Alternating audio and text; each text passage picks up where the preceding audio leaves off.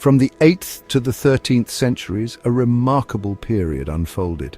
This era, known as the Golden Age of Islamic science, saw an explosion of knowledge. Scholars from diverse backgrounds flocked to centers of learning.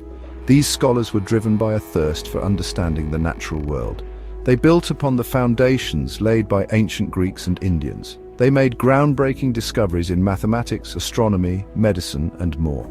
Thinkers like Ibn Sina, also known as Avicenna, revolutionized medicine with the canon of medicine. Al-Khwarizmi gifted us algebra, a cornerstone of modern mathematics.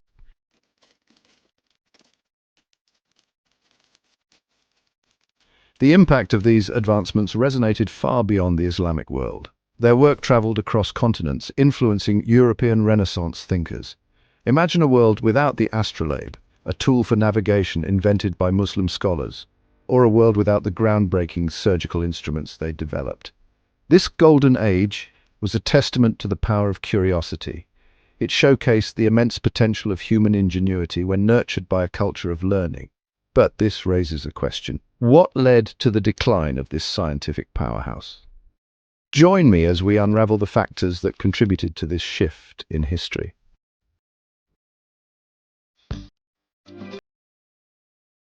Picture bustling cities like Baghdad, Cordoba, and Cairo.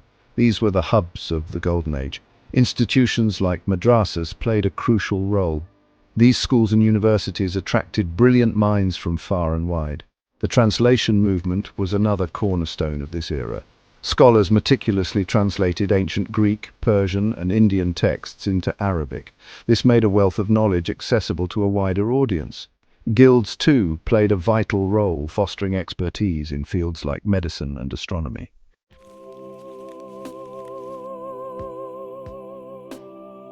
The 13th century marked a turning point. The Mongol invasions, particularly the siege of Baghdad in 1258, dealt a devastating blow. This event led to the destruction of countless libraries and centers of learning. The loss of invaluable manuscripts and the displacement of scholars had a profound impact. The fragmentation of the Islamic world into smaller states also played a role. This fragmentation often led to a decline in patronage for scientific endeavors. The focus shifted to more immediate concerns like consolidating power and defending borders. As a result, the momentum of scientific inquiry began to slow.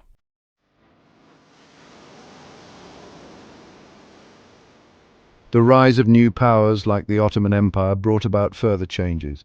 While the Ottomans initially embraced scholarship, their focus gradually shifted.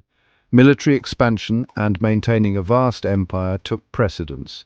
Funding for scientific research dwindled as a result. Religious institutions, particularly some interpretations within Islamic jurisprudence, also began to exert more influence. This led to debates about the role of reason and observation versus religious texts. In some cases, this resulted in suspicion towards certain scientific ideas that were perceived as challenging religious doctrines. It's important to note that this wasn't a uniform phenomenon across the Islamic world.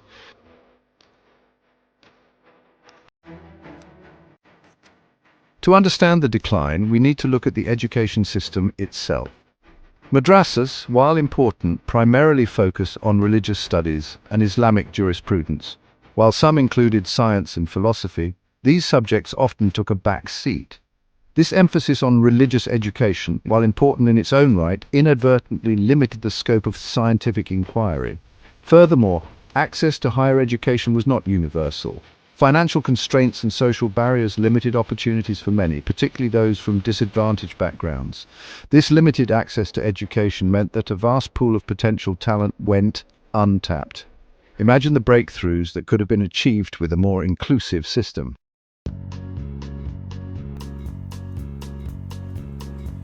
The concentration of knowledge institutions in urban centers created a disparity. Cities like Baghdad, Cordoba, and Cairo flourished as centers of learning. However, rural areas often lacked access to the same resources and opportunities. This urban-rural divide limited the spread of scientific ideas and hindered progress. Imagine a young, budding astronomer living in a remote village. Without access to a library, observatory, or mentors, their potential might remain unfulfilled. This geographical disparity in access to education played a significant role in the decline.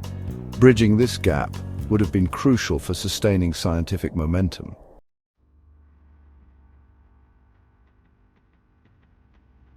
Another factor to consider is the role of gender. Historically, women in many societies faced limited access to formal education. This was also true in some parts of the Islamic world during this period.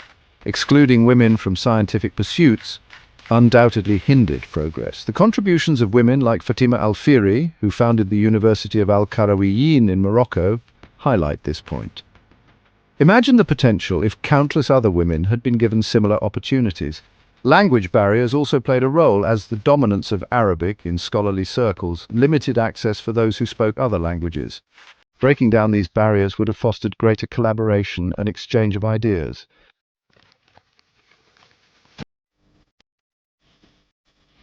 Science, like any grand endeavor, requires resources. Laboratories, expeditions, and even the quiet contemplation of scholars all come at a cost. During the Golden Age, a vibrant system of patronage flourished. Wealthy individuals and rulers recognized the value of knowledge.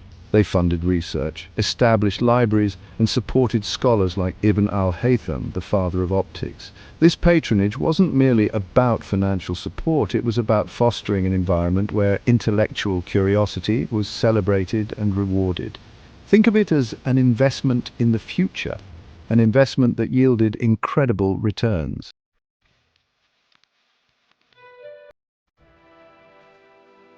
As we delve deeper into the decline, we encounter a crucial factor: the shifting dynamics of trade. The Islamic world was at the crossroads of major trade routes connecting East and West. This facilitated not just the exchange of goods, but also the flow of ideas. However, as new maritime routes were established by European powers, the economic landscape began to transform. The Silk Road, once a bustling artery of commerce and knowledge exchange, gradually lost its prominence. This shift in economic power had profound implications. Resources that once flowed into centers of learning were diverted elsewhere. The patronage system, so crucial for scientific advancement, began to weaken.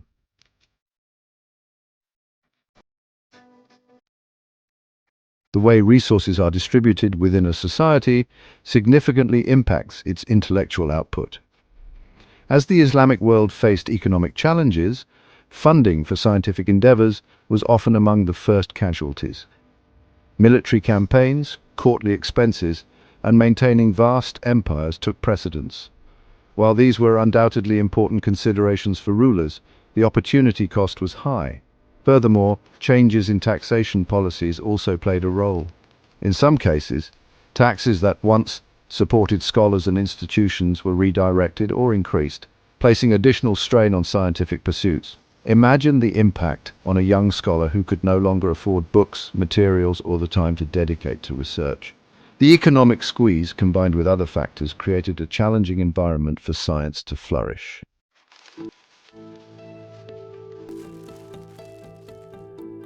The political landscape of the Islamic world played a crucial role in the trajectory of its scientific pursuits. During the Golden Age, the Abbasid Caliphate, with Baghdad as its vibrant center, provided a degree of stability and unity. This facilitated the flow of scholars and ideas across vast distances, fostering an environment of intellectual exchange. However, this political unity was not to last. By the 13th century, the once mighty caliphate began to fragment. Smaller, independent states emerged, often vying for power and resources. This fragmentation had significant consequences for scientific progress. The centralized support and patronage that had once characterized the Golden Age dwindled.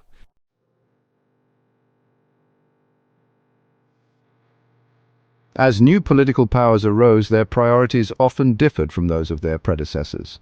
While some rulers continued to support scholarship, others focused on consolidating power, expanding their territories, or dealing with internal conflicts. In some cases, this shift in focus led to a decline in funding for scientific research and a weakening of the institutions that had once been the bedrock of intellectual life. The relationship between political power and scientific inquiry is complex and multifaceted.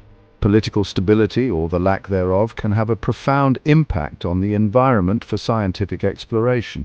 When rulers see the value of knowledge and actively foster an atmosphere of inquiry, science can thrive. However, when political turmoil or shifting priorities take center stage, scientific pursuits can suffer the consequences. Sadly, in many parts of the Islamic world, the latter scenario became increasingly common.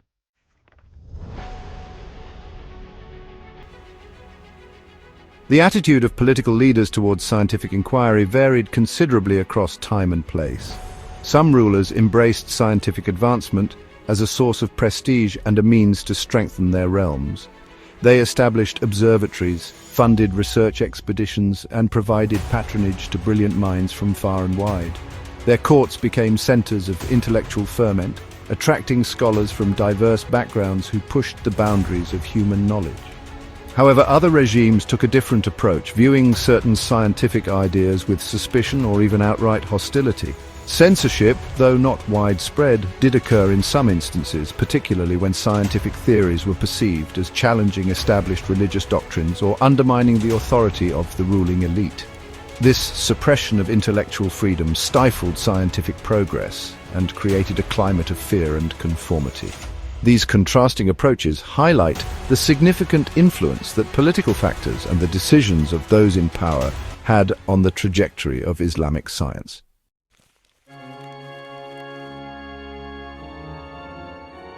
To fully grasp the complexities of this decline, we must venture beyond political and economic factors. We must delve into the realm of ideas, into the very heart of intellectual discourse. Within the Islamic world, a debate raged between two schools of thought, the Aqliya, proponents of reason and logic, and the Naqliya, champions of tradition and religious scripture. This wasn't a simplistic clash between science and religion.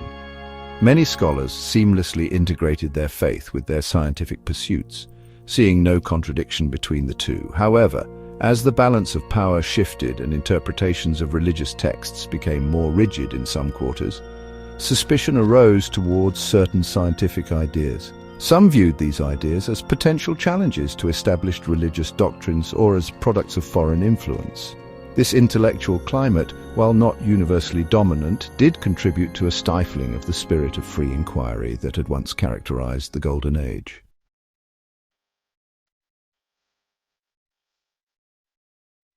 By the 18th and 19th centuries, a new wave of scientific advancements was sweeping across Europe. The scientific revolution and the Enlightenment were reshaping the intellectual landscape of the West. The Islamic world, once a beacon of scientific progress, found itself grappling with these external forces. The response within the Islamic world to these developments was far from monolithic. Some embraced the new discoveries, seeing them as opportunities to revitalize their own scientific traditions. They advocated for educational reforms, the establishment of modern scientific institutions, and the translation of Western scientific texts into Arabic and other languages. Others, however, viewed these developments with suspicion, seeing them as a form of cultural imperialism or a threat to their traditional values and beliefs. This resistance to external influences, while understandable in a context of shifting global power dynamics, further hindered the Islamic world's ability to keep pace with the rapid advancements taking place elsewhere.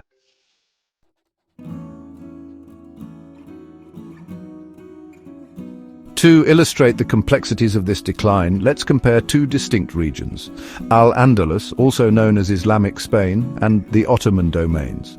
Al-Andalus, during its golden age, rivaled Baghdad as a center of learning. Cities like Cordoba became vibrant hubs of intellectual exchange, attracting scholars from across the Islamic world and beyond. Rulers like Abd ar-Rahman III actively fostered a culture of scholarship, establishing universities, libraries, and observatories.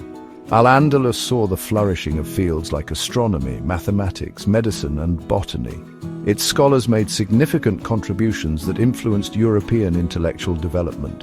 In contrast, the Ottoman Empire, while initially embracing scholarship, gradually shifted its focus towards military expansion and administrative consolidation. While the Ottomans possessed impressive military and administrative capabilities, their investment in scientific pursuits remained comparatively limited. This difference in priorities is reflected in the types of institutions that flourished in each region.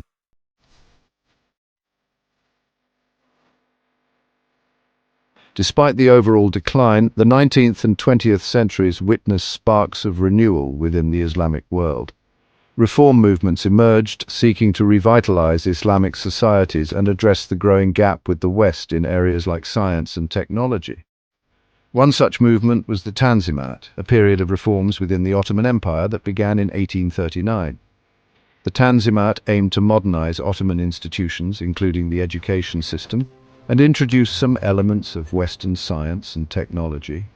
Another influential movement was the Aligarh movement in India, spearheaded by Sir Syed Ahmad Khan in the late 19th century. Khan advocated for a reinterpretation of Islam that embraced modern education and scientific thought as essential for progress. He played a key role in establishing the Mohammedan Anglo-Oriental College, which later became the Aligarh Muslim University, a prominent institution of higher learning in India. These reform movements, though facing significant challenges, reflected a growing awareness of the need to bridge the gap in scientific knowledge and adapt to a rapidly changing world.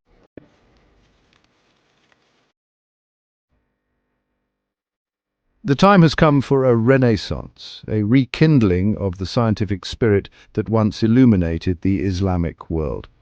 This requires a multifaceted approach, one that addresses the historical, social, economic, and cultural factors that contributed to the decline. Education is paramount. We need to foster a culture of curiosity and critical thinking from a young age. Science should be integrated into the curriculum, not as a separate subject, but as a way of understanding and engaging with the world around us. Imagine young girls and boys in bustling cities and remote villages alike empowered to explore, question, and innovate. Universities need to become hubs of cutting-edge research, attracting the brightest minds and fostering collaborations with leading institutions worldwide. But it's not just about replicating Western models of science. We need to draw upon the rich intellectual heritage of the Islamic world, integrating its traditions of scholarship, observation, and critical analysis into a modern context.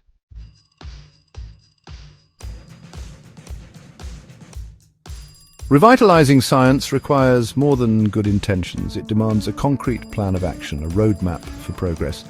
First and foremost, we need to invest in science. Governments, businesses, and private individuals must recognize that scientific research is not an expenditure, but an investment in a brighter future.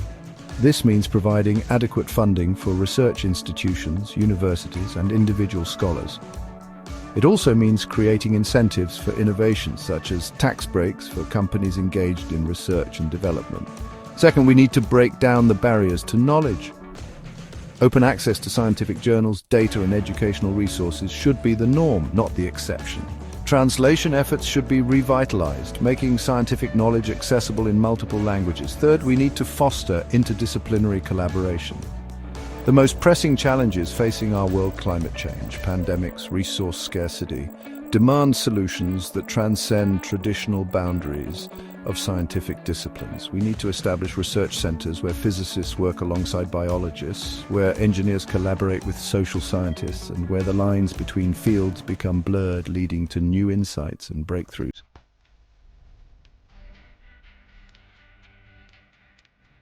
We've journeyed through time, exploring the rise and fall of a scientific superpower. We've seen how a confluence of factors, historical disruptions, social inequalities, economic shifts, political changes, and intellectual debates, combine to dim the light of scientific inquiry that once shone so brightly. The decline of science in the Islamic world is not a tale of inevitable decline, but a story of choices made and opportunities missed. It's a reminder that even the most brilliant flames can flicker and fade if not carefully nurtured and protected. But this is not a time for lamenting past glories. It's a time for action, for reigniting the flame of discovery. The seeds of a scientific renaissance are already being sown in research labs, classrooms, and the minds of countless individuals across the Islamic world. We've seen how reform movements, despite facing immense challenges, have kept the torch of knowledge burning. Their stories remind us that change is possible, that progress is within reach.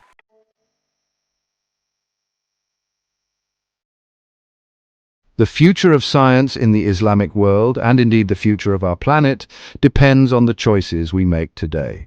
Will we choose to invest in education, in research, in fostering a culture that values critical thinking and innovation? Will we break down the barriers that prevent access to knowledge, that stifle creativity, that hold back half of humanity, our daughters, sisters, and mothers, from contributing their talents to the pursuit of scientific discovery? The answers to these questions lie not in the stars, but in ourselves. The pursuit of knowledge is not a solitary endeavor, it's a shared journey, a tapestry woven from the contributions of countless individuals across time and space. Just as scholars from the Islamic world once enriched the world with their discoveries, so too can a new generation of thinkers, tinkerers, and dreamers shape our collective future. The time for a scientific renaissance in the Islamic world is now. The journey begins with a single step, embracing the power of curiosity, questioning the world around us, and daring to imagine a brighter future.